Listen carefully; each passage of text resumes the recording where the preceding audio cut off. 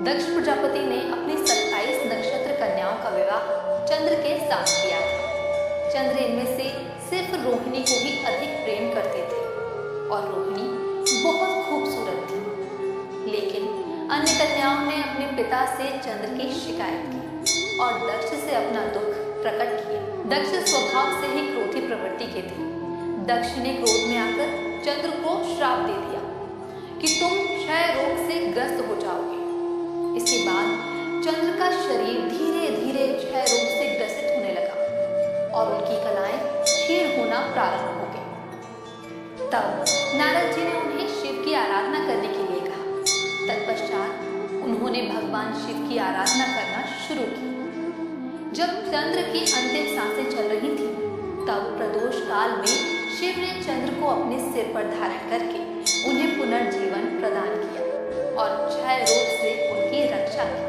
भगवान शिव ने चंद्रदेव से कहा कि यह श्राप वापस तो नहीं लिया जा सकता, परंतु बिना चंद्र के पृथ्वी का संतुलन बिगड़ जाएगा, क्योंकि बिना चंद्र की रोशनी के रात्रि का कोई अर्थ नहीं रहेगा। चंद्र को वरदान देते हुए भगवान शिव ने चंद्र से ये कहा कि कृष्ण पक्ष पर आपका आकार घटेगा और शुक्ल पक्ष पर आपका आकार बढ़ेगा, जिससे किसी को भी आपके अभिशाप और वरदान से दिक्कत नहीं होगी। फिर पुनः धीरे धीरे चंद्र स्वस्थ होने लगे और पूर्णमासी पर पूर्ण चंद्र के रूप में प्रकट हुए। चंद्र क्षय रोग से पीड़ित होकर मृत्यु के दोषों को भोग रहे थे।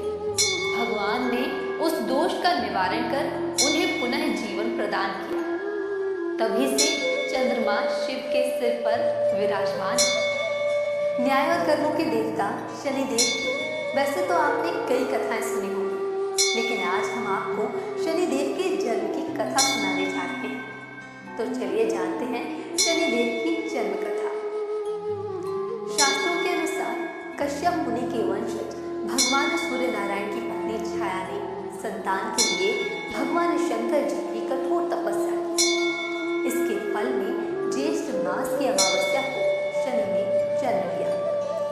ज्यादा गर्मी और धूप के कारण शनि का वर्ण काला हो गया था, लेकिन अपनी माता की कठोर तपस्या के चलते शनि में अपार शक्तियों का समावेश था।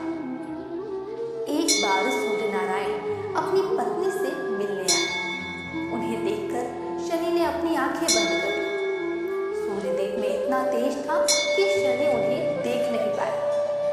सूर्य ने अपने पुत्र के वर्ण को देखा और अपनी पत्नी पर संदेह व्यक्त किया। उन्होंने कहा कि ये बालक उनका नहीं हो सकता। इसके चलते शनि के मन में अपने पिता के लिए शत्रु भाव पैदा हो गया। जब से शनि का जन्म हुआ था, तब से लेकर उनके पिता ने कभी भी उनके लिए पुत्र प्रेम व्यक्त नहीं किया। ऐसे में शनि ने शिव जी की कड़ी तपस्या की और उन्हें प्रसन्न किया। शिव जी ने प्रसन्न होकर शनिदेव से वरदान मांगने को कहा। तब शनि ने शिव जी से कहा कि उसके पिता सूर्य उसकी माता को प्रताड़ित और अनादर करते हैं। इससे उनकी माता हमेशा अपमानित होती है। ऐसे में शनि ने भगवान शिव से सूर्य से ज्यादा ताकतवर और पूज्य होने का वरदान मांगा। भगवान शिव ने शनि को वरदान दिया कि वो 9 ग्रहों में श्रेष्ठ स्थान पाएंगे, साथ ही सर्वोच्च न्यायाधीश और दंडाधिकारी भी होंगे। सिर्फ मानव ही नहीं, देवता, असुर, सिद्ध, विद्याधर, गंधर्व और नाग भी उनसे भयभीत होंगे। शनिदेव को न्याय और कर्मों का देवता माना जाता है।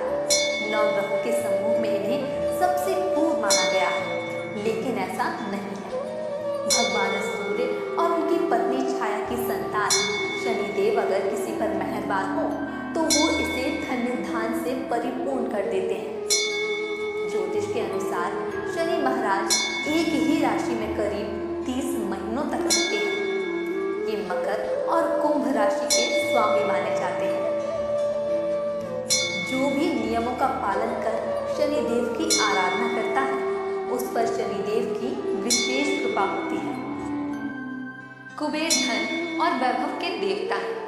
एक बार की बात है, जब उनके पास तीनों लोकों में सबसे ज्यादा धन हो गया और उन्हें अपने धन और वैभव पर अभिमान होने लगा, तब कुबेर ने सोचा कि मेरे पास इतनी समृद्धि हो गई है, क्यों ना मैं अपना वैभव सभी देवी देवताओं को दिखाऊं। इसके बाद कुबेर ने अपने धन का दिखावा करने के लिए महाभोज का आयोजन किया और इस महाभोज में उन्होंने सभी देवता गणों को बुलाया। इसी के साथ महाभोज के कार्यक्रम का न्योता लेकर कुबेर कैलाश पर्वत पर भगवान शिव के पास भी गए और उन्हें विशेष अतिथि के रूप में आने का न्योता दिया। महाभोज का न्योता सुनते ही शिव जी को कुबेर के आने का उद्देश्य समझ आ गया। वे समझ गए थे कि कुबेर भोजन के बहाने अपना वैभव दिखाना चाहता है। उन्होंने सोचा कि कुबेर को सही पाठ पढ़ाना जरूरी है। ये सोचकर उन्होंने कुबेर से कहा, कुबेर, हमें आपका न्योता स्वीकार है, लेकिन किसी जरूरी काम के कारण हम महाभोज में नहीं आ पाएंगे। किंतु आप चिंता न करो, हमारी जगह हमारा पुत्र गणेश आपके कार्यक्रम में जरूर आएगा।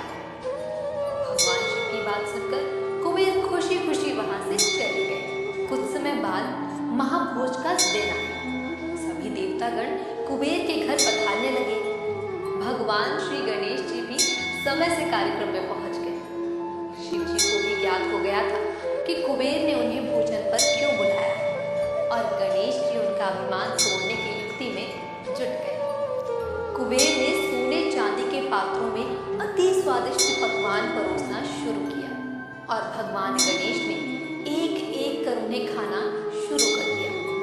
फिर कुछ ही समय में सारे पकवान समाप्त हो गए, परंतु गणेश जी की भूख शांत होने का नाम नहीं ले रही थी। कुबेर परेशान हो गए। वे पकवान बनाते, गणेश जी उन्हें फिर खा जाते। धीरे धीरे करके कुबेर के पास मौजूद सभी पकवान खत्म हो गए। तो उन्होंने भगवान गणेश से कहा, प्रभु, और खाना आने में समय लगेगा, तब तक आप बैठ जाइए। ये सुनकर भगवान गणेश ने कहा, अगर आपने मुझे अभी भोजन नहीं दिया तो मैं आपके महल में रखी हर चीज खा जाऊंगा। ये सुनकर कुबेर परेशान हो गए, लेकिन उन्हें अपनी भूल का भी एहसास हो गया था। घबराए हुए कुबेर जी दोनों हाथ जोड़कर माफी मांगते हुए बोले कि मैं अपने कर्म पर शर्मिंदा हूँ और मैं समझ गया हूँ कि मेरा अभिमान गलत था। कुबेर के पश्चाताप को देख गणेश जी ने उन्हें माफ किया और गणेश जी वहां से चले गए।